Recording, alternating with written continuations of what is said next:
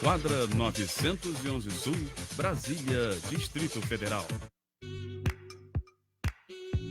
Passamos a apresentar Tudo é Possível com Maiara Cassier.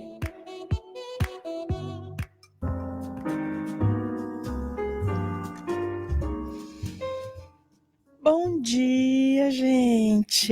Hoje é terça-feira e nós estamos aqui ao vivo mais uma vez. É um privilégio para mim estar aqui nesse programa. Primeiro, porque eu adoro. E segundo, porque cada vez que eu recebo um convidado aqui é um privilégio.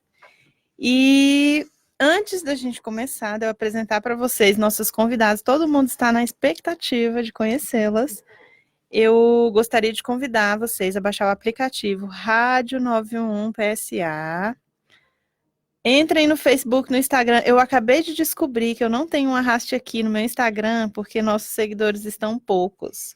Mas no aplicativo a gente já está chegando em 10 mil. Então, por favor, sigam-nos no Instagram. E vou começar dando bom dia para Marcela Green. Olha o nome dessa arquiteta poderosa, Marcela Green. Você já sabia que você ia ser meia verdinha assim, ou foi do acaso esse nome? Foi do acaso. Né? Conta pra gente, de onde veio o Green? O Green é do meu pai, né? E, assim, desde a parte da arquitetura, começou bem na faculdade ainda, né? Com a parte da arquitetura bioclimática e permacultura. Eu fiz um curso de permacultura e me apaixonei. E quando eu vi, só que eu tinha que trazer isso para a cidade, né? Tinha que buscar tecnologia para colocar isso num edifício de 20 andares. Não dava para fazer de barro nem banheiro seco, né? Então, eu fui buscando, há 15, 18 anos atrás, eu fui buscando fornecedores e colocar essa arquitetura bioclimática para os clientes, né?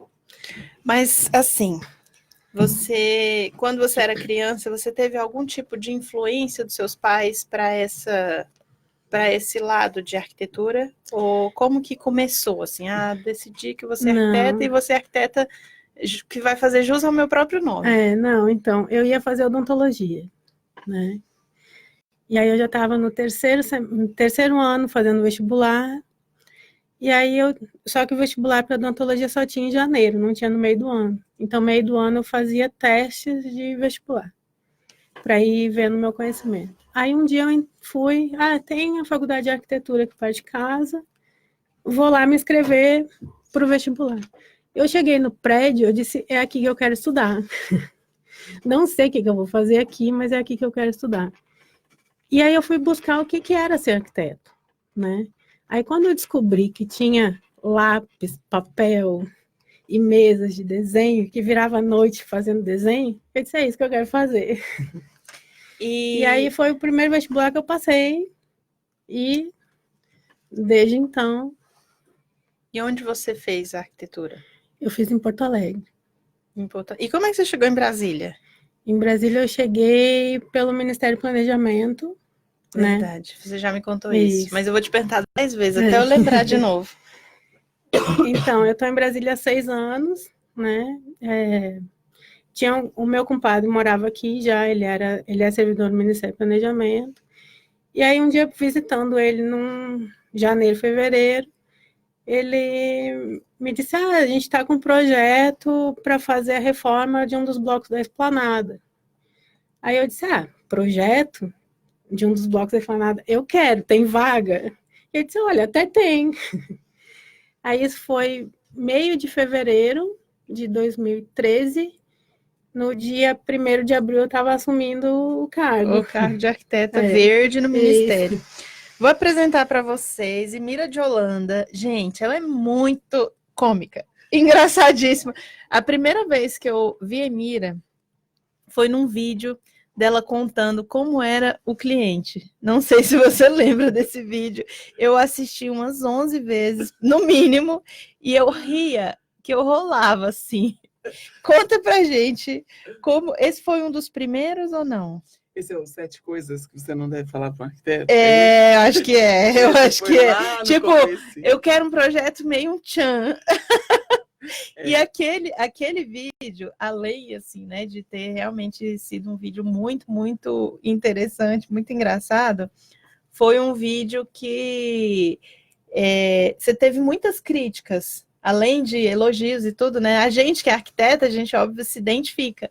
Agora, eu vi ali os comentários, as pessoas falavam, mas criticando um pouco. E como é que... Conta pra gente, primeiro quem é você, depois como foi esse vídeo, se foi o primeiro, se foi um deles, e como é que começou?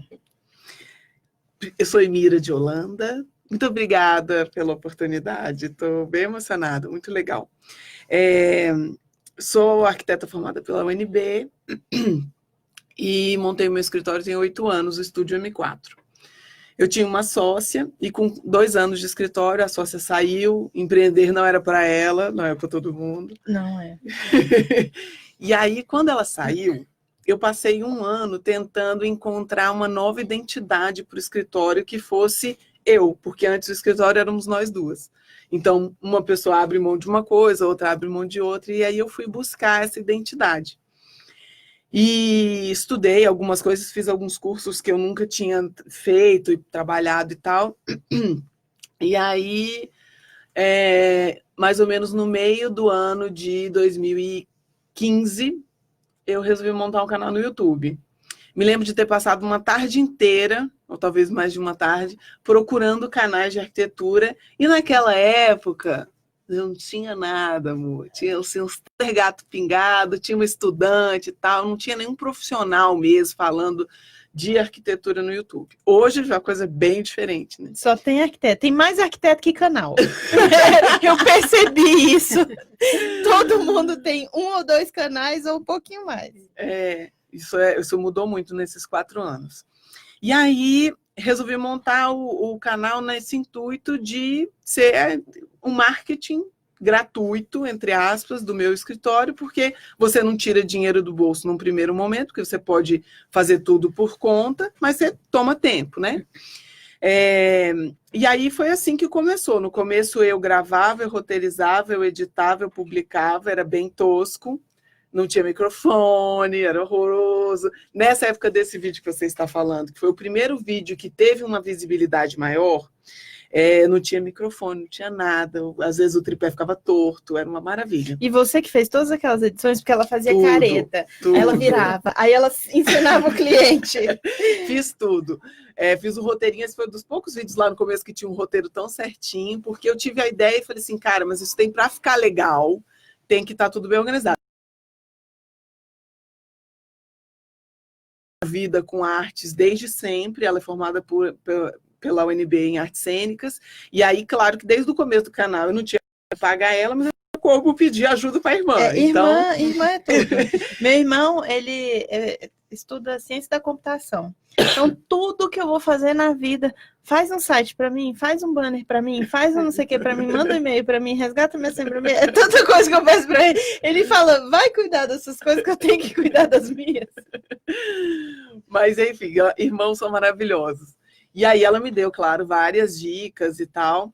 E aí, assim, começamos com esse foi o primeiro que realmente fez algum sucesso, mas de lá para cá muita coisa mudou. Hater, temos outros vídeos com muito mais hater, mas na maioria eu tenho um público bem bacana, assim, que que é bem engajado, que se importa, e são raros os haters. Mas basicamente é isso. Hoje Marcela, o canal... Você sabe o que é um hater? Sei. Explique para quem não sabe no nosso... Explique o que é um hater. Um hater é quem vai implicar contigo, com tudo que não vai colocar na internet. Adoro! Questiona tudo pra gente. Uau, você tem alguns? Mas os haters são bons, né? Porque eles nos fazem pensar do outro lado. Exatamente. Né? Como é que a gente tem que responder? Gente. E aí deixa a gente preocupado também, né? Porque se fosse só maravilha, você de vez em quando dá umas escorregadas e fala tudo bem, mas agora com a pessoa, você sabendo que a pessoa não vai ter, você procura não escorregar. É inevitável eventualmente, mas você procura não escorregar. Mas a grande questão é que o canal hoje é meu maior centro de chegada de cliente, mas o escritório continua trabalhando firme e forte. Hoje eu tenho mais ou menos dividido o meu tempo, tipo 75% do meu tempo voltado para projeto, para o escritório, para os clientes e tal, e 25% para o canal. E normalmente você grava com que frequência? Toda sexta-feira. Toda sexta. Sexta é o dia Sexta é o dia do canal.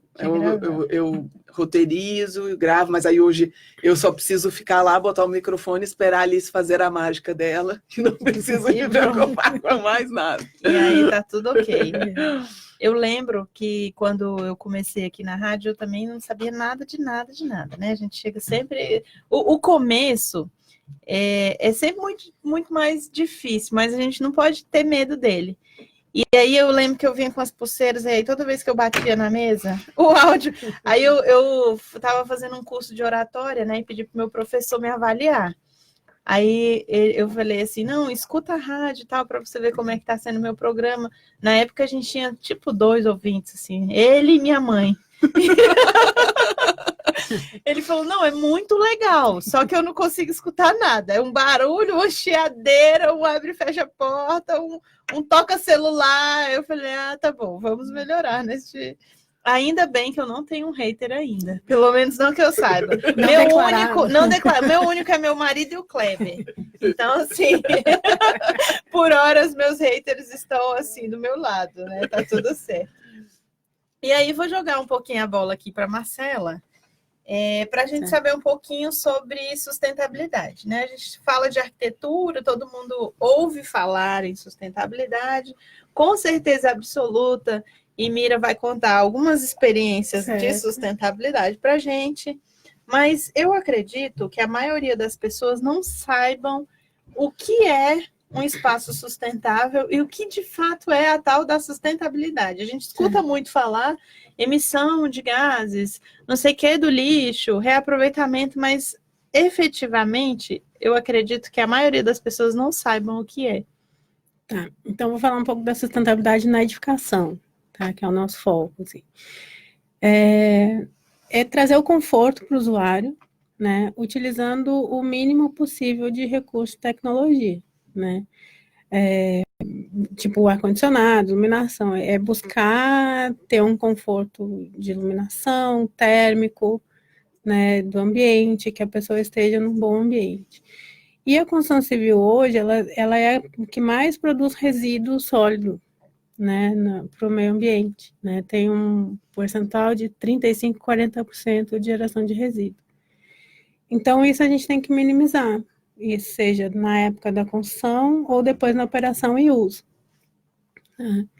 Então, o que a gente busca na sustentabilidade? O melhor uso da energia, ter uma eficiência energética, ter uma eficiência do uso da água, reduzindo esse consumo, e gerar o menos possível de resíduo durante o uso e operação, né?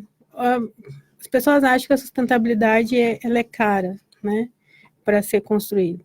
Na verdade, a sustentabilidade é um investimento, ela não é um gasto, né? Tu tem um percentual baixíssimo de acréscimo no valor de construção, que é no máximo de 10%, né, comparado a uma construção normal, mas tu tem uma redução de operação e uso desse edifício, né? O que é operação e uso? O edifício hoje, edifício, lê-se casa, prédio, empresa, seja o que for, né?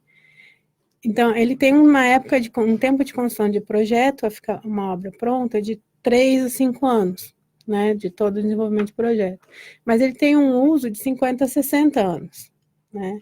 Então, tu economizar ao longo desse tempo, está tendo lucro, na verdade, e tu está protegendo o meio ambiente de fazer menos emissão, de ter menos produção de material, de ter menos consumo de energia, né?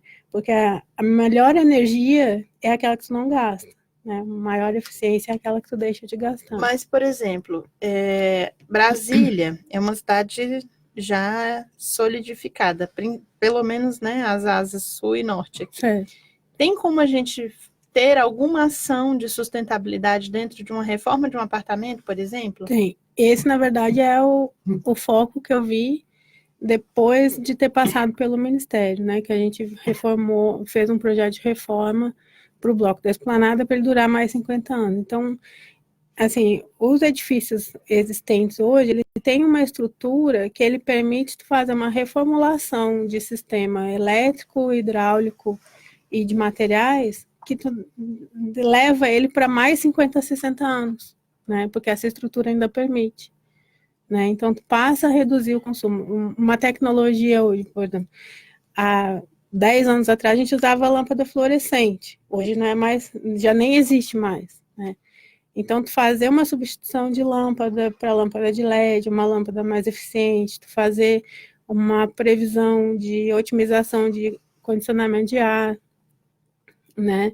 Buscar a questão das aberturas, mudar o vidro, botar um vidro mais eficiente, que ele seja térmico, né?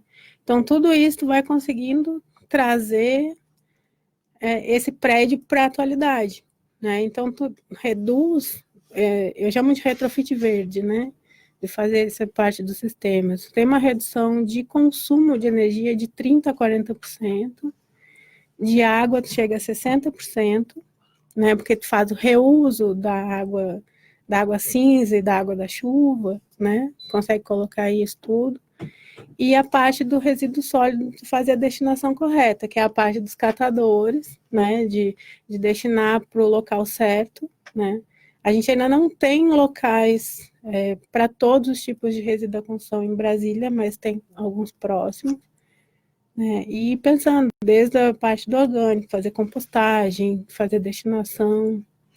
A gente podia fazer um adendo lá no nosso curso de síndicos para ensinar as pessoas a separar os resíduos, porque acaba que muitas vezes, e aí eu acredito que a Emira vai assim, concordar comigo, que muitas vezes a gente mistura tudo, joga no container e acha que já tá bom. Né? E às vezes a gente, lá no escritório a gente tenta, o escritório é grande, porque não é só o Estúdio M4, tem a Novatix também, que é a empresa do meu marido, que é cientista da computação. Ah, adoro! Então, conta depois pra gente um pouquinho sobre isso. E aí somos bastantes pessoas. E até lá, tipo, naquele grupinho pequeno de, sei lá, 30 pessoas, a gente tem que estar o tempo todo reforçando, porque de vez em quando a gente encontra um vidro no lixo orgânico. E é impressionante como que as pessoas têm dificuldade, ou talvez preguiça, a gente não sabe exatamente, né? Então, é uma coisa que tem que estar o tempo todo realmente para mostrar a importância disso, e é tão simples. E é uma coisa de reforço sempre, né?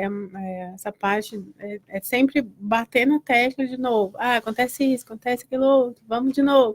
Olha, mas o lixo está aqui. Então, a gente não pode ter medo de dizer para a pessoa, olha, tem um vidro no lixo orgânico, né? Vamos tirar, vamos não colocar. Porque isso aconteceu muito com a minha avó, né? Eu brinco, quem me ensinou sustentabilidade foi a minha avó. Porque a gente chegava, saía do quarto, deixava a luz acesa, ia na cozinha, deixava a torneira pingando. A gente saía do quarto, tinha uma mão sempre passando e apagando a luz. Então aquilo ficava na cabeça, sabe? Quando saía do quarto, já voltava e apagava a luz para ela não estar levantando. Hoje, fazendo isso, lá em casa, eu sou essa. Meu marido, ele é o rei da luz, eu falo para ele. Nunca vi alguém gostar. Ele acende todas as luzes, ele liga todas as televisões, ele deixa tudo ligado. Ele deixa a tomada... o plug na tomada sem ter nada ligado, do carregador. Eu acho que ele adora uma energia. E eu saio arrancando e tirando tudo. Antes de sair de casa, eu desligo o relógio. E ele fica bravo porque ele chega e as coisinhas dele não estão no lugar. E aí, Emira, a gente está falando de um escritório de 2000 e... Meu escritório, a gente começou em 2011. 2011. Estamos na segunda sede. É um escritório novo. São um 8 escritório anos. novo. Uhum. É um bom tempo. Como é que você chegou na arquitetura, assim? Porque você tem uma irmã Da artes cênicas, uma mãe bibliotecária e um pai economista. Bem eclética. Mas eu tenho um tio arquiteto. Tinha que ter uma influência. Mas assim, não é nem tanto, não dá nem para jogar essa responsabilidade para ele, não, porque foi um interesse meu mesmo, e eu me lembro que foi com 13 anos. Com 13 anos, eu me lembro de eu sentar e perguntar para ele, tio, o que arquiteto faz? Não me lembro da resposta, confesso. E depois, certamente, a impressão que eu tinha mudou bastante. Mas eu me lembro que com 13 anos, na escola, fazendo desenho geométrico, eu falei, quero arquitetura. E aí, nunca tirei isso da cabeça, desde sempre. Passei pelas minhas crises, né, Maiara? Como todos passam. Gente, olha, eu sou a rainha delas, assim. Tudo para mim vira uma crise, eu levo para a mesa, falo, vamos conversar. Eu preciso conversar, resolver. Se eu não amadurecer alguma coisa, minhas maiores dificuldades no começo estava na comunicação. Eu falo aqui, eu já falei várias vezes, eu só estou aqui porque eu tinha, e ainda tenho um pouquinho, estou melhorando, dificuldade de me comunicar. Quando eu quero alguma coisa, eu penso, faço mímica, mando e-mail, desenho, eu busco do universo, mas o falar tem sido um desafio. Então, que a gente aprende a desenhar, né? Exatamente. Eu acho que essa é a maior falha da faculdade de arquitetura, que a gente aprende a projetar, só que para ninguém. É verdade. E isso não existe em nenhuma situação da vida. E aqueles painéis que a gente sempre tomava uma lasqueira de cima a baixo, então falar é uma coisa difícil, né? Porque tu apresentar qualquer coisa. É verdade. E aí a gente não aprende a se comunicar com uma pessoa que está interessada no projeto. Você só aprende a se comunicar com uma pessoa que está avaliando o seu projeto. Exato. E muitas vezes com análises que fogem bastante da realidade do que você vai aplicar depois. E aprender a se comunicar é muito importante. E isso com o canal, aos poucos eu fui aprendendo, mas eu descobri que essa é uma das coisas que eu sei fazer bem na vida. Eu sei me comunicar. Isso daí eu sei. E hoje em dia, realmente, eu totalmente 100% realizada com o que eu faço, porque eu consigo atingir algumas áreas que são áreas que vão dar um retorno financeiro para o escritório, áreas que vão atingir pessoas que precisam da mudança, mas não tem grana, áreas de pessoas que estão saindo da faculdade desesperadas, e aí eu consigo ajudar aquela pessoa. Então, tem retorno de várias formas, é muito, muito, muito gratificante. Isso é bem legal, e quando eu falei assim, gente, Mira vai lá na rádio, eu tive muitos amigos arquitetos, inclusive alguns estão aqui, Mirinha, te mandando beijo, abraço. Um beijo, gente. As pessoas se identificam muito com você, talvez porque você consiga pegar um problema, e aí a gente viu isso muito naquele seu primeiro vídeo, que para os arquitetos foi o que mais marcou, é o que nos descreve realmente, e aí a gente se identifica. Porque parece que você leva um pouco de alegria e se transforma aquilo numa coisa engraçada, se torna cômico e você leva com leveza. Tipo, se você até, não sei se você lembra alguma passagem desse vídeo. Lembro. Lembro as falas. Então, assim, essa vivência daquelas falas é o que a gente enfrenta todos os dias. E quando você olha arquitetos experientes e pessoas que já estão no mercado, você fala, ele achou o caminho. Quando você vai lá, você vê que não. Ele passa a mesma coisa. É o praxe da profissão mesmo que a gente precisa, talvez, aprender a lidar com isso. Então, você abriu seu escritório, começou a trabalhar. Antes de abrir o canal, você tinha os seus dilemas, né? Como você... Depois também. Conta pra gente qual foi, assim, o seu maior desafio que você...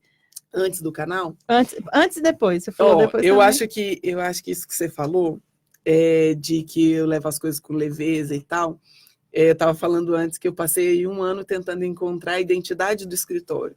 E eu acho que isso era uma das coisas que realmente passei esse ano pensando, que eu sou uma pessoa que não me levo muito a sério, eu sou bem, bem responsável, sou competente sem modéstia à parte, não, com modéstia à parte, não sei, confundi. E não levo as coisas tão a sério, porque eu acho que realmente, assim, quando a gente leva as coisas com leveza, fica tudo mais agradável.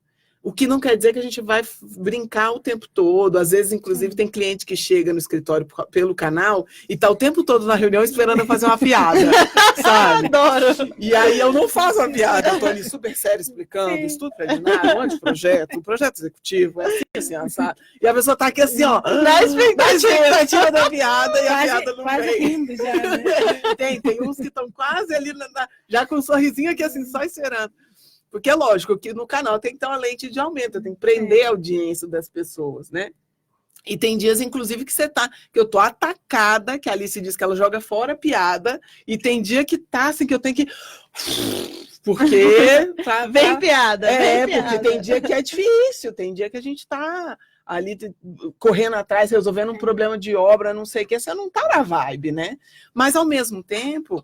Eu acho que é isso, assim, a vida já é chata o suficiente, a gente pode levar as coisas com mais bom humor, fica tudo mais gostoso. Esse é o lema da minha vida, a vida já é chata o suficiente. Vamos levar numa boa, não me leva a sério. Adoro. Como é que você já viu algum vídeo da Emira, Marcela? Não, eu vi o Instagram da Emira, Aham. né? Mas eu conheço a Emira de nome, assim, das pessoas me falarem dela bastante, né? Dos cursos e tudo. Então já vou fazer um jabá, Marcela. Com certeza. youtube.com/Estúdio M4 Arquitetura, segue lá. Se você... Você faz cursos? Eu tenho um curso, eu dou um curso na internet, tem 8 turmas, ou 9, já perdi a conta um pouco, que chama Arquitetura na Prática, que é um curso Conheço. voltado para profissionais que acabaram de se formar, estão completamente perdidos e não sabem exatamente aquela parte, porque toda a parte teórica de criação e tal, a gente aprende na faculdade, né? Agora, como que a gente vai lidar com o cliente, o que a gente vai fazer e como que a gente vai entregar um projeto, que é o cerne do curso, a gente não aprende. E como eu sou a enlouquecida do projeto executivo e criei vários monstrinhos no Estúdio M4 que estão melhores do que eu, assim, ó, que eu abro os executivos agora, eu morro de orgulho, vocês não fazem ideia. Então, assim, eu sou muito... no Estúdio M4 não tem nada que se resolve em obra, tudo se resolve em projeto. Então, tá tudo detalhado, minimamente detalhado. E a ideia numa arquitetura na prática é ensinar as pessoas a fazer um projeto executivo de qualidade. E parar de jogar a responsabilidade para os outros, porque a responsabilidade não é do pedreiro, a responsabilidade é nossa. Isso também é um defeitinho das nossas galerinhas que ficam jogando a culpa no outro e não puxa para si a responsabilidade. Então, a arquitetura na prática é puxar para si a responsabilidade. Muito bom. Estou achando que vou compartilhar esse curso lá no escritório. vou compartilhar no grupo esse curso.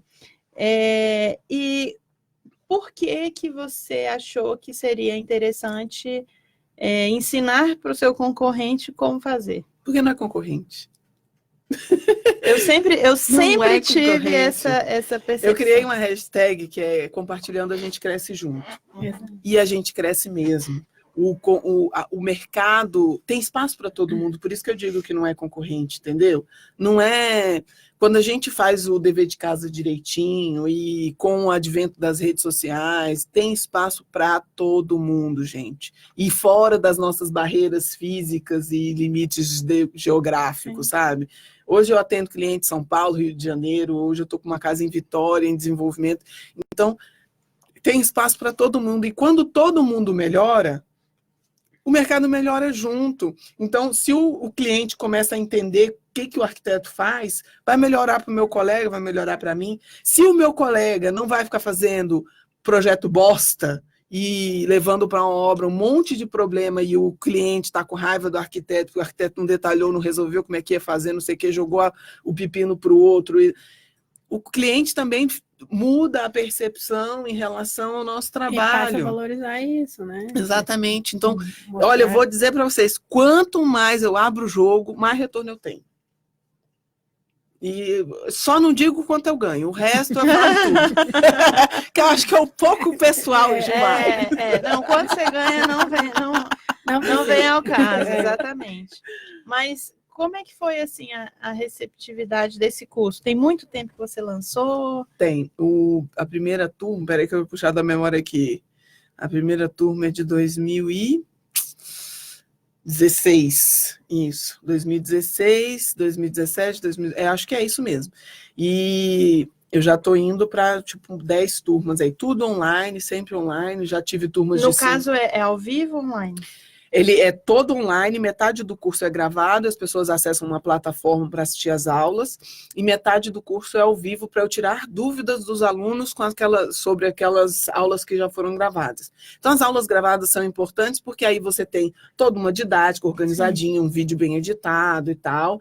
E as aulas ao vivo são uma coisa mais... conversa, Exatamente, uma coisa próxima com os alunos, para tirar aquela dúvida na hora, para tirar a dúvida das pessoas que estão assistindo. Então, ele é bem metade, só que uma parte ali bem organizada, a outra é organizada também a live, mas aí é 1h30 de live, então a gente troca figurinha e tal. Eu aprendo muito com os alunos também, é sempre muito bom. É que daí a live é dinâmica, né? E é uma live fechada. É, no caso, só para os alunos. pra Só quem para os tá no alunos. curso. Isso é uma coisa muito legal, Marcela. O fato da gente ter as aulas ao vivo faz com que, às vezes, o curso que eu gravei no final de 2016 ainda esteja atualizado hoje, porque a aula ao vivo me permite atualizar alguma coisa que precise. Uhum. Então, por isso que eu faço questão de que o curso tenha parte ao vivo, sabe? Sim. Embora a cada 2 anos, mais ou menos, eu regrave o curso completamente. Exatamente. E de onde veio a ideia de um curso? Porque eu estava estudando marketing e eu vi que eu tinha mais conhecimento para passar do que só no canal ou só para cliente, e que isso era uma área que tinha essa dor, assim, né? E eu sei que não é...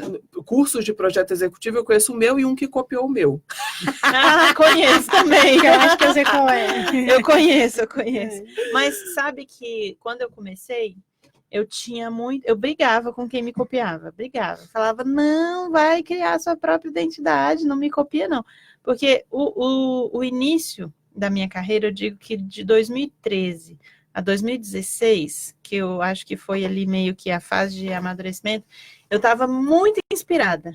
Então, todo dia eu criava uma coisa, todo dia eu inventava uma coisa, todo dia... Eu lembro que, quando eu ia na obra, e aí eu via outras obras, as pessoas entregavam um caderno de projeto, e era um caderno ali, às vezes as folhas eram soltas, às vezes era um caderno encadernado. E aí eu comecei a imprimir o desenho e colar na parede.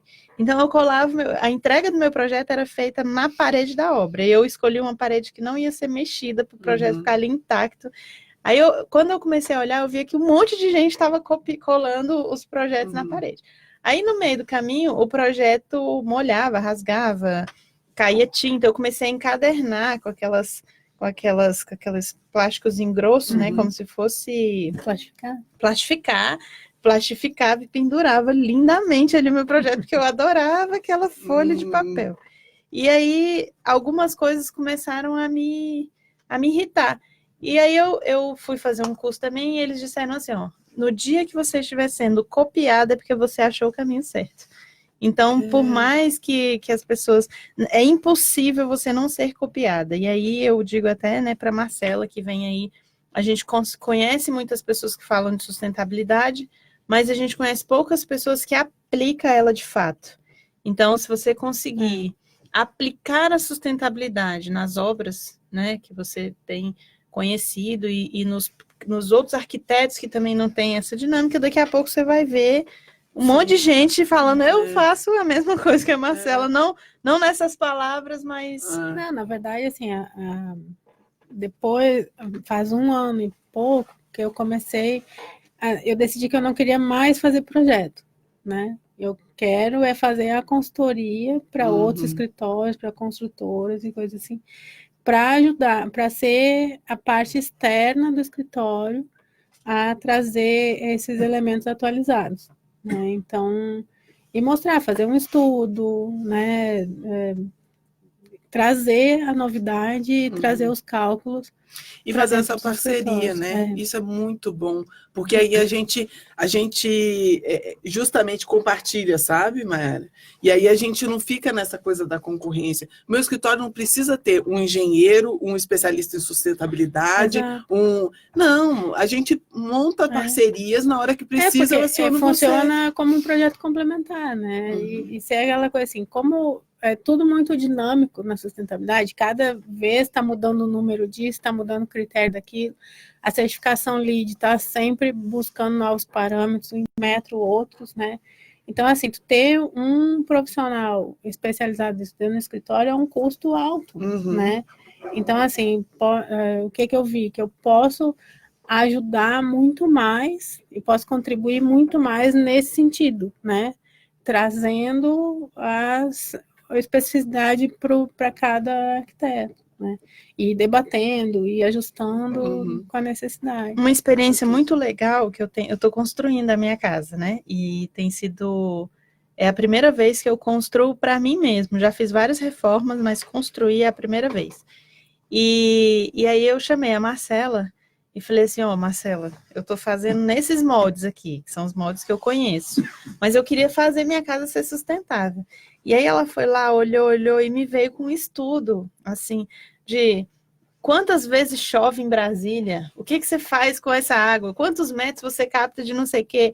E aí ela começou a me dar uma orientação, né? Uma consultoria que eu fiquei apaixonada. Falei, a gente tem que falar isso para todo mundo, a gente tem que levar isso daqui para todas as casas. Eu quero toda a minha rua sustentável, todo mundo aqui pegando a água da chuva e usando. E algumas coisas também que a gente acha que pode, por exemplo, eu falei, Marcelo, eu quero pegar essa água da chuva e usar na máquina de lavar, porque é o que mais bate lá em casa é máquina de lavar. E ela não pode, porque a água da chuva não pode ser... Não é potável, né? Então, não pode... Porque não é potável, não pode ter contato com o corpo, né? Então, para usar a máquina de lavar, usar na máquina de lavar, você tem que fazer um tratamento químico, um tratamento muito maior do que só fazer a reserva numa cisterna especial. E aí então... eu comecei a falar, não, mas eu quero. E aí ela foi pesquisar bomba, e aí dá para fazer assim, dá para implementar não sei como, e ela começou a abrir um leque de possibilidades que não necessariamente são caras, porque a água já vai cair. Ela já vai ser direcionada para algum lugar. Eu vou armazenar e tratar. E aí eu tenho a opção de não tratar, se ficar caro, tratar e usar no jardim, para lavar o chão, para o vaso sanitário. Para o vaso sanitário. Nesse projeto da Mayara, a gente tem uma autonomia de água para vaso sanitário e jardim de 8 meses. Uau! Olha que massa! Tem uma redução de 20% no consumo de água dela. E aí, eu já vou fazer as perguntas. Vai fazendo. Já vai. Curiosíssima. Eu já me controlei até agora, mas não me controlarei mais. Mas aí, por exemplo, essa parte que você estava falando de prédios já existentes, que a gente vai fazer esse retrofit. Especialmente nessa parte de tubulações, que já está tudo pronto. Como que a gente faz para conseguir fazer esse aproveitamento de água em estruturas que já estão todas prontas? Aí tu tem que converter os reservatórios superiores, né? Não precisa basicamente mexer na tubulação. Tem alguns prédios que a tubulação de vaso sanitário já é separado, identificada, né? Então tem um reservatório, vai ter uma cisterna que vai coletar essa água da chuva, vai ficar reservada, enterrada, e vai subir por bomba para um reservatório de água da chuva superior. E aí, se já tem separado... é que vai estar direcionando para os vasos sanitários. Entendi. Uma coisa muito interessante também que nessa consultoria eu tive, né, como um esclarecimento, foi porque a gente acha que a caixa d'água tem que ficar sempre enterrada. E aí ela me deu uma opção, como eu queria uma caixa grande e o meu espaço não era compatível, eu acabei já colocando piso, não dava para quebrar de novo para instalar, para colocar essa caixa. E ela me deu uma opção de eu colocar uma caixa externa, que a gente pode mascarar ela ali. Depois eu vou até compartilhar no meu feed o projeto, depois que estiver pronto, claro, né? E assim, opções, possibilidades, retornos, valores, existem milhares. E aí vai para aquilo que a gente já sabe muito bem, né? Cada bolso, cada gosto, cada estilo, cada realidade. E eu indico muito essa consultoria de sustentabilidade, porque eu acho muito bacana. E aí, voltando um pouquinho para expectativa, né? Porque você falou assim, porque eu tô ali e o cliente já espera que eu solte uma piada. Como é que você cuida para não frustrar a expectativa do cliente? Ou não, a gente frustra mesmo, às vezes você pensa uma coisa, é outra coisa e... A minha intenção é ser o mais didática possível desde o começo. Então, ele, claro, chega com expectativa, mas às vezes eu vou quebrar essa expectativa na primeira conversa. Porque logo no primeiro momento, eu não vou ficar o tempo todo dizendo, não, a gente vai fazer, e aí só vai dando, porque muitas vezes a pessoa acha que isso é ganhar um cliente. É a gente dizer para ele que você vai conseguir fazer tudo que ele quer. E não, na verdade, você ganha um cliente quando você mostra responsabilidade e profissionalismo. E muitas vezes o profissionalismo está em dizer, não vou fazer isso, não vai funcionar nesse prazo, não tem que, se não for dentro do meu prazo, infelizmente, eu não consigo te atender, porque eu não vou assumir um compromisso que eu não vou conseguir atender. Então, sendo o mais didática possível dentro dessa minha metodologia, eu acho que o cliente vai se sentindo seguro. Às vezes ele até tem uma expectativa que não vai ser atendida, mas pelo menos ele está seguro dentro daquele processo. E aí eu acho que a coisa funciona muito bem. São muito raros os clientes que a gente tem problema no escritório. E o cliente entender que tem um processo, né? Que existe um processo. Você já enfrentou, por exemplo, um problema que você tentou sanar ele de todas as formas, você tentou, e por algum motivo o cliente não quis... Ou você ficou um pouco assim, frustrada por não conseguir? Porque a gente nunca corresponde 100% às expectativas. Isso é fato, isso eu aprendi com muito, né, com muito exercício, porque eu queria agradar todo mundo, eu queria que todo mundo ficasse feliz. Para mim, se você saísse do escritório, já tive vezes de eu trabalhar todo o processo e o cliente falar, não fiquei satisfeito e eu devolver o dinheiro. Falando, se você não está satisfeito com o meu trabalho, eu não quero trabalhar para você. Não que eu não queira, né? Mas assim, eu tinha que ter aquela sensação de que eu consegui e depois eu vi que estava muito além de mim. Pois, exatamente. Eu acho que é muito melhor a gente atender às expectativas do processo e não do resultado. Porque o resultado tem N variantes. Então, às vezes, o cliente quer uma coisa, aí você vai falar, olha aqui, temos essa opção e essa opção. Essa opção tem esse pró e esse contra, essa opção tem esse pró e esse contra. E aí é uma questão de decidir. Ele vai optar, vai escolher, e aí alguma coisa não vai sair 100%. Agora, a minha maior preocupação nesse sentido é que o cliente esteja satisfeito com o processo. Então, ele tem que estar perfeitamente ciente do que ele... Porque ele não está contratando um negócio que vai deixar ele satisfeito. Ele está contratando um negócio que é execuível dentro de uma expectativa, dentro de uma solução estética e dentro de uma solução técnica, porque sem a solução técnica, o negócio não fica em pé, guarda ali o projeto embaixo da gaveta, não funcionou para nada. Então, isso eu acho que é a grande questão. Eu falo para ele, ok, tá lindo, tá legal, ou esse pedaço até não ficou tão lindo quanto você queria, ou você queria mais, mas seu budget não dá conta e tal, mas a gente partiu daqui, agora a gente vai fazer isso aqui ser real, porque o que importa é você usar isso aqui. Então, eu acho que o que me deixa frustrada é quando a gente tem uma questão de que o processo não ficou claro ou não foi satisfatório. Mas, eventualmente, frustrar alguma questão técnica e tal, eu acho que a gente consegue um jogo de cintura em que a gente consegue... E quanto tempo você levou para chegar num processo? Ele está sempre em constante... Construção. Sempre. Se você achar que, pronto, cheguei no perfeito, você tá com o probleminha aí. Porque não é, não. O perfeito não existe. Não existe, e porque a tecnologia muda e daqui a pouco você tem outra forma de fazer o executivo. A gente está sempre... o executivo é o nosso cerne no escritório. Ele não para de mudar. Não pare de mudar. De um projeto para o outro, a gente entrega um negócio diferente. Exatamente. Tem uma base de processo, né? Mas o aprimoramento está sempre acontecendo. Sempre acontecendo. Mas eu acho que criar essa metodologia direitinho e tal, ela começou mais ou menos nesse limite. Desde antes, eu já sempre fui uma pessoa bem organizada, eu sou meio sistemática. Então, mesmo que antes fosse uma coisa um pouco mais... nebulosa e tal, Fluida. sempre teve uma organização. E aí, aos poucos, ela foi ficando cada vez mais clara e a cada problema que você enfrenta, ela melhora e você joga isso para a metodologia para arredondar cada vez mais. Mas eu acho que é isso, assim, de uns 4, 5 anos para cá, a gente já tem uma coisa bem mais organizada. E de 2 anos para cá, eu tenho uma didática melhor para explicar isso tudo para o cliente, entendeu? Então, a minha didática, a explicação também faz parte da metodologia do processo.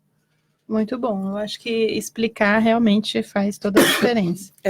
Ninguém sabe o que o arquiteto faz. E se a gente sentar para conversar, o seu jeito de projetar é diferente do meu.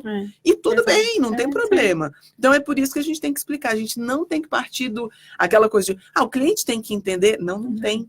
Se você não explicar, ele não tem como entender. Então, é isso de sempre tentar puxar a responsabilidade para a gente, sabe? Que eu acho que isso é uma coisa que falta muito. Mas não é só no nosso mercado. É o ser humano que gosta muito de jogar para o outro a responsabilidade para tentar se aliviar de suas dores, né? É verdade. Eu concordo com essa teoria. Eu tenho tantas coisas para perguntar que eu fico... Vai, Marcela, me ajuda. Faça uma pergunta para a Emira. Falando dessa parte da didática com o cliente, o curso te ajudou com isso? Demais. Ajudou a aprender a ensinar para outras pessoas, a encontrar a melhor forma, né, de uma linha de raciocínio para explicar as coisas, mas ajudou também por quê? Porque a gente troca, né? Sim. Então, muita coisa a gente aprende nessa troca. E sair da bolha de Brasília também é maravilhoso. Ouvir o que as pessoas têm para dizer. Sim, porque o curso online tu permite eu atendo todo. do Acre ao Rio Grande do Sul. Então, ouvir as outras realidades e outros desafios que a gente não tem aqui é legal, porque a gente, né, aguça a nossa criatividade até de resolver problema, não só a criatividade de resolver projeto, né? Então, porque geralmente também a gente tem uma linha de tipo de cliente, né? E ouvir de diferentes tipos, se vem como mais comercial, porque o cliente comercial é completamente diferente do residencial, né?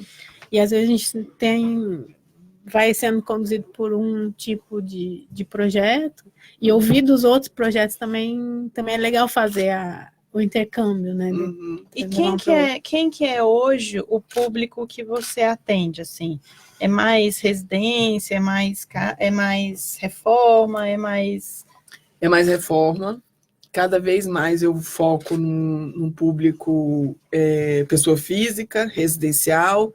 A maioria é reformas, a gente também tem projetos de casa. Então, projetos comerciais são projetos bem menos presentes no escritório, porque até o ano passado a gente ainda fez.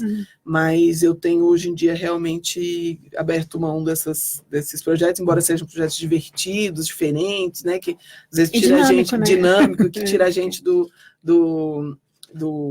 lugar comum e tal, mas são projetos que exigem uma agilidade que hoje em dia eu não consigo atender. Porque não dá para você virar para um projeto comercial e falar assim, olha, o seu executivo sai daqui a 3 meses.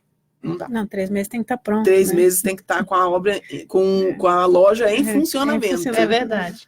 3 meses ele já venceu a carência, ele já contratou todo mundo, já fez, ele tem que estar já com o retorno do investimento na loja, porque a gente está falando de um negócio, né? Então, realmente não... Isso foi uma das coisas que a gente vai amadurecendo, né? Porque como a gente gosta de coisas diferentes e fazer coisas diferentes, a gente sempre está querendo projetos que você nunca fez, projetos, né, que sempre aguçam a nossa criatividade, a gente se empolga. Mas, ao mesmo tempo, a gente tem que entender também que tem hora que a gente precisa concentrar. Então, isso era uma das coisas que me estressava muito, fazer projetos com uma correria muito grande, entendeu? Eu vivi essa experiência, acho que talvez o ano passado, ou retrasado, que foi o ano que eu mais fiz coisas diferentes. Eu estava, talvez, buscando, e aí eu queria tudo. Então, eu fiz casa de pôquer, motel, gente, que máximo, bar, eu queria fazer um motel. Tipo bar, né?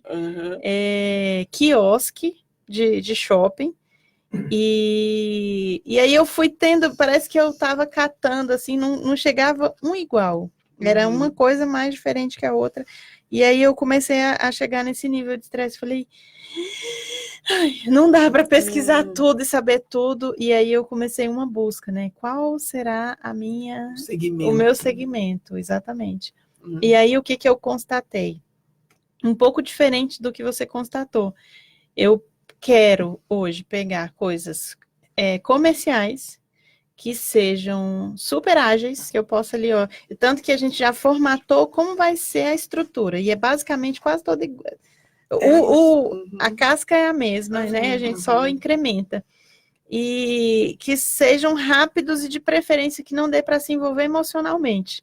Porque com a reforma e quando você fica ali muito tempo envolvido, você vai pegando... às vezes eu fico um ano com o cliente. Sim, aí você vai pegando um amor e aquele... a interrupção para mim, quando eu me envolvo emocionalmente, eu me envolvo mesmo. E até desvincular daquilo, para mim é um processo, assim. E aí o que eu entendi, né? Nesse momento, talvez seja mais interessante eu ter o foco no comercial e buscar essa pegada, porque eu sou rápida. Tipo, a agilidade é uma coisa que para mim é necessária, assim, eu preciso ser rápida. Mas, ao mesmo tempo, eu entendo que para o projeto executivo, eu preciso fazer o seu curso. De bimba. Quem quiser fazer o curso, né, arquitetura na prática, o que faz, o que acessa, qual o valor? O site é o arquiteturaNaPrática.com.br. Os cursos só acontecem 2 vezes por ano, então só 2 turmas. A próxima turma está prestes a acontecer. A partir do dia 1º de agosto eu começo a fazer lives no canal sobre o curso, e no dia 20 de agosto abrem as inscrições. Então as inscrições vão ser do dia 20 de agosto ao dia 5 de setembro. As aulas começam mais ou menos na primeira semana de setembro, e são 2 meses de acompanhamento intenso meu. Mas, como é um curso online, todo mundo tem acesso à plataforma, aos vídeos, inclusive os ao vivo, que depois se tornam gravados, por 1 ano. Então, são 12 meses que a pessoa pode fazer o curso. E o valor é R$ 950. Então, tudo é feito pela plataforma, tudo é pago pela plataforma, tem como dividir e tudo. Então, por enquanto, não tem como se inscrever, mas a partir do dia 20 de agosto... Quando abrir, eu vou lançar aqui para vocês, a gente vai fazer uma promoção na rádio desse curso. Um ouvinte vai ter algum benefício aqui que eu vou negociar com ela depois. Pode ficar tranquilo, isso aí é moleza. E eu acho bacana pra gente, né? Eu e a Marcela... E a Maura, e a Lê, e outras pessoas, nós criamos um grupo de arquitetos, se chama Arquitetura 61. E aí a gente pegou pessoas de diversas finalidades, assim, eu tenho um design de interiores, um engenheiro, um recém-formado, um no meio do caminho, um lá já no final, e a gente chamou de brainstorm, né? Que é uma forma da gente compartilhar conhecimento e fortalecer. Essa é uma das coisas mais maravilhosas que a internet traz pra gente. É verdade, é verdade. E aí a gente tem estruturado, assim, e na nossa, a gente teve uma última reunião que tinha uma menina que ela fez outro curso, trabalhou em outras coisas, se aposentou, acho que ela se aposentou, e agora ela virou design de interiores e ela fez o primeiro projeto. Ela compartilhando isso com a gente, eu falei, esse seu primeiro projeto, ele tem um peso tão grande, porque ela estava ali do que ela tinha vivido, emocionada. Eu achei muito lindo, exato. Eu falo, gente, essa profissão, ela não é fácil, mas ela nos dá, né, um retorno, assim, incrível. E como que você lida com algo que sai do planejamento? Porque você falou, eu sou muito organizada, eu criei um processo, e tal. Como lidar com o que não está dentro do planejado? Eu acho que assim, tem que ter jogo de cintura, tem que estar preparado.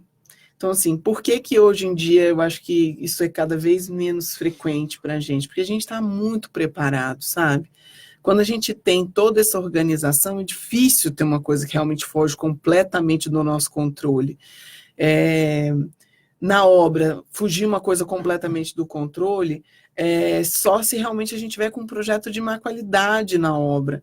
E hoje em dia, nossos projetos são, entendeu? A não ser que apareça, de repente, um pilar no meio de uma parede que era para sair, Sim. aí a gente volta atrás e a gente vai refazer aquilo ali. Mas aí refazer, não é refazer nas coxas, é refazer tudo. Se a gente vai ter que refazer e voltar lá na maquete, a gente vai fazer um executivo sim. completo daquilo ali de novo, para a gente não ter surpresa. Então, quanto mais preparado você está, menos surpresa você tem. O máximo que acontece assim, de coisas realmente completamente fora da curva é quando realmente você faz todo esse processo, toda essa didática, e você pega um cliente que realmente não se encaixa naquilo ali. Aí são situações bem esdrúxulas, e como elas fogem completamente do padrão, não dá nem para...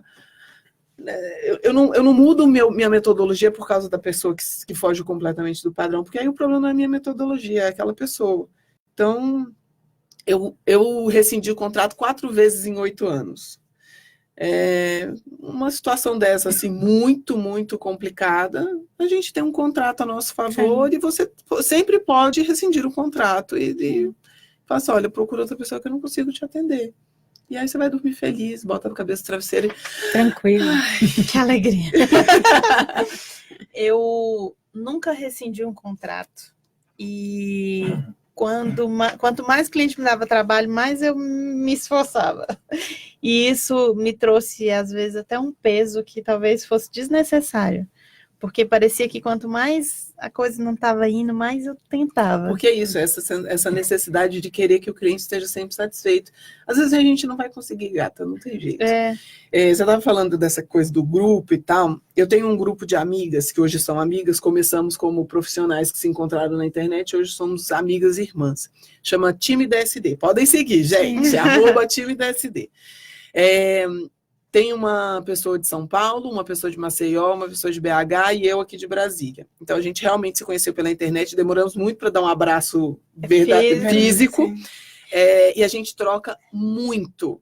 Tanto conhecimentos técnicos, práticos, não sei o quê, como tem o grupo só para a gente chorar as pitangas, né? E fazer a catarse, né? Exatamente, que é importante. De vez em quando, assim, semana passada eu recebi, uma das meninas mandou uma mensagem assim, gente, acontece só comigo, não é possível, vocês têm uns clientes malucos também? Então a gente vai trocando isso, e aí uma coisa que eu falei para ela foi o seguinte, quanto mais o cliente dava trabalho para ela, ou dá trabalho para ela, mais ela quer se livrar.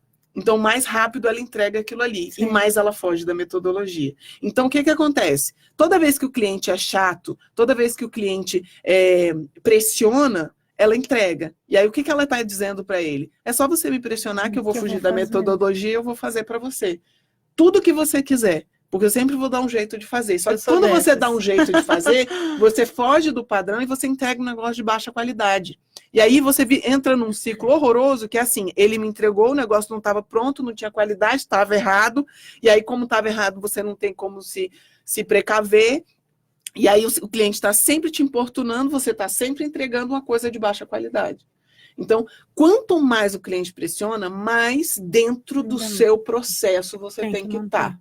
Porque aí você tem que se armar para que você entregue mais qualidade ainda, para que fique tudo redondinho. Se a pessoa assinou um contrato com você lá no começo, ela está dizendo que ela está disposta a seguir a metodologia que você definiu. Então, não vai entregar antes.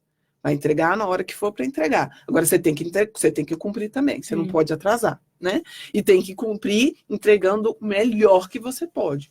Porque aí, nessa de pressionar, eu estou aqui na loja, tem como você passar? Não, não tem. Não tem como eu entrar agora no computador, sair do banho, que eu estou saindo de toalha, que estou te atendendo aqui, para poder abrir o computador para tirar a metragem de um revestimento.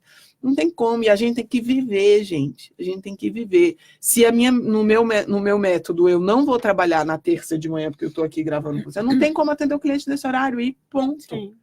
Entendeu? Eu acho que isso daí é fundamental. Com certeza. Você fez um comentário muito interessante, assim, sobre ter um escritório com o seu esposo, que é da TI, né? Hoje em dia, a gente vê os coworkings, mas pela sua estrutura isso já acontecia antes do coworking ser um boom? Não, porque na verdade não é essa ideia de coworking, é mais assim, unimos forças para a gente ter um espaço melhor, mas cada um no seu quadrado, tanto que são 2 portas. Uma porta entra por um corredor. É só o mesmo endereço. É o mesmo endereço, a Copa é a mesma, a sala de reunião é a mesma, mas o Estúdio M4 está numa ponta e a Nova Tix está na outra. Então a gente compartilha isso daí. Lógico, para nós, como casal, é maravilhoso, a gente vai trabalhar todo dia junto. A gente, muitas vezes eu saio, busco o nosso filho, a gente volta, o meu filho fica lá brincando de trabalhar no escritório até o pai sair, e aí a gente vai junto para casa. Isso tudo é maravilhoso de uma forma pessoal.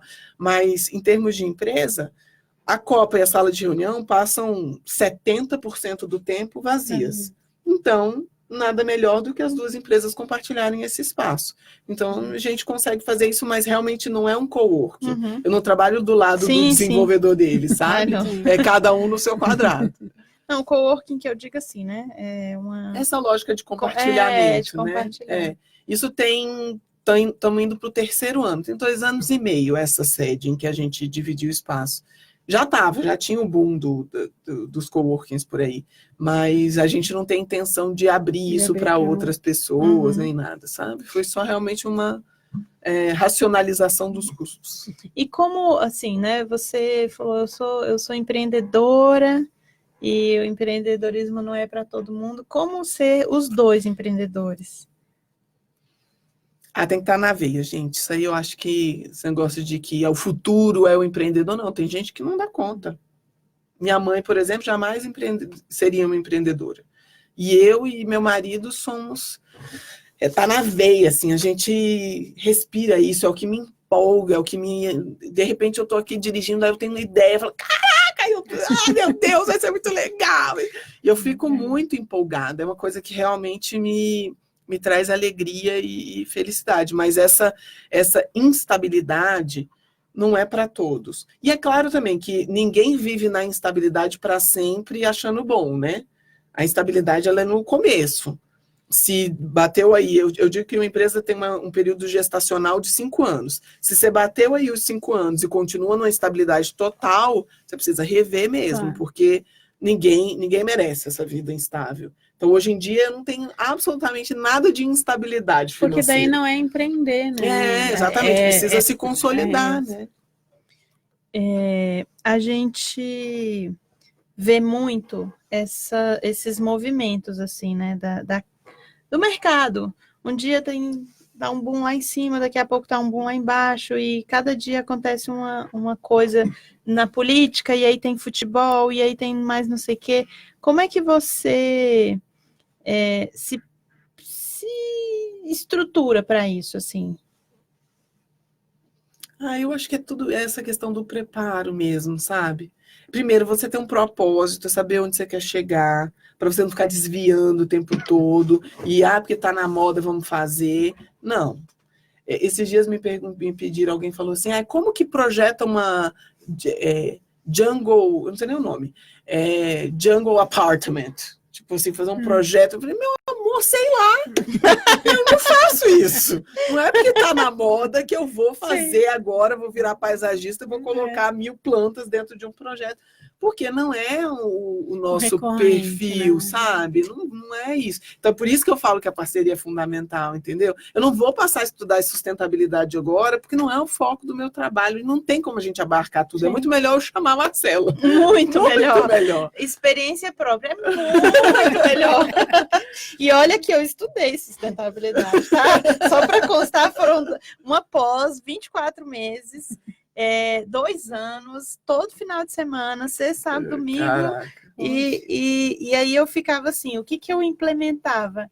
Economia dos resíduos, eu tentava não quebrar, reaproveitar material. Durante muito tempo eu fui a dona do arranca piso e aproveita de novo. Tanto que esses dias eu fui fazer na Asa Sul, e eu gosto muito de azulejo. E aí eu tento, assim, manter as paredes de azulejos originais, né? E aí a cliente queria que a gente fizesse novos banheiros, assim, ó, eu quero mudar a estrutura inteira do banheiro. Essa parede vai sair do lugar, mas eu quero aproveitar o azulejo, aí não tem como. Para aproveitar o azulejo, a parede tem que ficar lá, porque ela não sai inteira. E eu acho que talvez ela ficou um pouco frustrada por não, mas não tinha como naquele caso, né? E olha, nosso tempo, ele está encerrando, infelizmente, é 1 horinha que voa. Por mim, eu ficava aqui o resto da tarde, eu já trazia, não sei, um chocolate, um espumante, já dava para virar um... Você fez um comentário que eu achei muito bacana, que foi sobre o seu time DSD, né? A gente criou aqui na rádio um grupo também, somos 6, e eu chamei de correspondentes. Mas eu peguei uma pessoa de cada lugar do planeta. Não foi bem? Máximo, a gente tem um correspondente na China, Olha que isso. ele é o máximo, assim, ele é paraibano, que foi aventurar na China. Eu conheci ele numa viagem, e ele trabalha com importação e tal, é uma pessoa super, super assim, antenada, fala 1000 línguas, e muito engraçado também. A gente pegou uma colega que já trabalhou comigo no escritório, que está morando na Austrália, e aí ela é arquiteta, mas está tentando outras coisas. E aí a gente tem Austrália, China, Europa, nos Estados Unidos, mas o ápice, assim, que eu acho o máximo, que eu contei a história dela, eu repito eu acho que todo programa. Ela é brasileira, formada em turismo, já foi radialista, já foi jornalista aqui no Brasil, muçulmana, e mora na África. Eu falo, cara, você chega assim, você ultrapassa todos os limites, assim, já foi... e aí a gente troca experiências, assim, né, de tudo, né, o que está acontecendo no mundo, de uma forma de quem está vivendo nele. E eu acredito que isso é bem enriquecedor mesmo. Compartilhar experiências é o ápice de onde porque a gente sai da bolha, é bom para todo mundo. E a gente não faz tudo sozinho, né? Exato. Não faz. No dia que você achar que você é o centro, que você vai resolver o mundo, você fracassou. E aí tem que começar de novo. A gente tem que ser bom numa coisa, né? Tem que começar de novo, porque tá no lugar errado. É isso aí. E aí a gente tem uma última pergunta, que é: o que é possível para Imirolanda? Uau! Eu tô correndo atrás. Qual é aquele sonho, assim, que você ainda quer realizar, que você tá buscando, ou que você já desistiu dele, porque você acha que não tem mais como? Não, eu acho que o sonho, o chegar lá, que sabe aquela coisa do onde é que é o lá, eu acho que eu já estou perto dele nesse sentido de satisfação do que eu faço, sabe? Eu realmente quero continuar fazendo o que eu faço hoje, porque é isso que me faz feliz. Talvez eu quero que o escritório prospere, talvez não, certamente. Eu quero que o escritório prospere mais, para que eu possa ajudar mais pessoas, para que eu possa ajudar a minha família, mais do que eu ajudo. Mas o que eu faço é o que eu quero fazer, sabe? Então isso já me deixa muito, muito feliz. O meu impossível até pouco tempo atrás era trabalhar menos. Mas eu estou trabalhando isso aí na terapia. Acho que estou começando a interiorizar essa coisa do trabalhar menos, porque a demanda, a gente nunca não vai ter jeito de esperar o momento em que a demanda vai reduzir. A gente é que tem que fazer a demanda reduzir. Tem que caber a gente tem que se organizar, se organizar. E saber delegar. Sim. Saber contar com os outros. Sim. Porque não é só a organização que faz o tempo multiplicar. É verdade. Tem hora que não tem jeito. E mais, a gente também tem que ter o direito de uma hora tá de boa, só assistindo um Netflix, sabe? Sim. Sem culpa. Sem culpa. Então, assim, a gente ter uma equipe, saber delegar, saber contar com essas pessoas para que você realmente possa sair, fazer uma viagem, conseguir... Que é uma coisa que eu estou trabalhando, tá? Isso aqui tá tudo uma questão da teoria. Aqui eu tiro 10 dias de férias por ano, no máximo, e tenho que melhorar isso. Meu sonho era tirar férias, né? Eu passei de 2013 2008 a 2015, mais ou menos, sem parar. No máximo, eu tirava 3 dias, sexta, sábado, domingo. Então, meu sonho era tirar férias. Eu vou tirar férias. Aí eu comecei com 1 semana. Só que o meu marido também é empresário, e aí ele também não tirava férias, né? Porque a gente cresceu no mesmo ritmo. E aí nós, aquela semana era sofrida demais pra gente. A gente ia, mas levava o computador, o celular, buscava todas as redes para estar sempre conectado, o que está acontecendo. Até o telefone que tocava, a gente queria saber quem estava ligando. Então a gente era bem. E aí depois nós começamos a tirar 1 semana com 2 fins de semana. Tipo, sexta, sábado, domingo, 1 semana e sábado e domingo. E aí a gente foi amadurecendo. Agora eu consigo tirar 1 mês de férias. Isso é maravilhoso. Sem culpa, no momento e na hora, e faz parte, é importante. Não é por isso que você vai se tornar menos ou mais. Exatamente. Se o seu corpo, uma coisa que a minha médica falava muito, se o seu corpo não descansar por você decidir, ele vai decidir por ele mesmo. Então, tanto que eu tive, no final do ano passado, eu tive pneumonia, e aí eu falei, não posso parar, eu tô no meio do... E aí eu fiquei uns 15 dias sem, ela voltou e voltou de novo. 3 vezes, Nossa. Eu fiquei assim, uns 5 meses com pneumonia. Caraca. Então, o corpo, ele vai manda gritar, parar. ele manda parar. E pra gente encerrar, infelizmente, porque por mim nós ficaríamos aqui o resto do dia, já falei. Marcela Green, Sim. O que é possível para você? O que é possível? Gente, eu acho que muitas coisas, assim. Eu acho que o que eu mais gostaria de ser possível é fazer as pessoas entenderem essa questão que a sustentabilidade está batendo na porta de todo mundo, sabe? Eu acho que não é só a gente buscar uma redução de custo, buscar nada, é mudar um pouco a nossa consciência, sabe? Se eu conseguir levar um pouquinho para cada um, assim, né, o que fazer, eu acho que isso para mim seria o mais gratificante. É plantar a sementinha. Mostrar que é possível. Que lindo. Sustentabilidade é possível, estabilidade sendo arquiteto é possível. Nosso programa chegou ao fim, infelizmente, e eu conto com vocês na semana que vem. Semana que vem, a gente vai estar com uma design, uma arquiteta e uma dupla sertaneja. Será que essa mistura vai ser legal? Vai dar bom. Vai. Então, esteja com a gente, baixe nosso aplicativo, mande opiniões, gosto. Como é que é o nome daquele que fica implicando com você?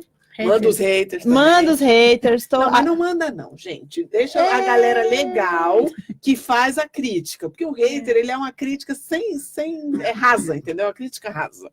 Ninguém merece hater, não. Deixa então o hater tá, pra então lá. esquece. Não quero mais hater. Universo, bloqueia a porta. Sem hater. Um beijo. Até semana que vem.